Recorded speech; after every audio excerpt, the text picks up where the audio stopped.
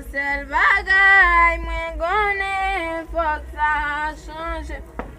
One! Monsieur, Depuis là, je suis kaka kap fait. Kaka balvouille. La fe bon di a ou fe. la paix, bon Dieu, madame. Ou fe la fe avek Chris deja? Non, je vais faire la paix à Christ, non? Eske sa pa deranj ou pou m fò fe la fe avek Chris konya? Ah, je vais faire la paix à Christ. Ya. Je ne peux pas problème, non, mais avant, tout faut que je me pose une question avant. M bagi problem pou pose m kesyon, men fòk kesyon pou pose m nan, gen rapor avek Bibi. Ah, la Bible, moi, parle. T'as bien payé. Ok, pour qui ça? Yo du coup, ça, bon Dieu fait, ça te va faire défaite li. Et puis, bon Dieu crée moun, ça te défaite li, fait que tout calcul c'est bête. Pour qui raison?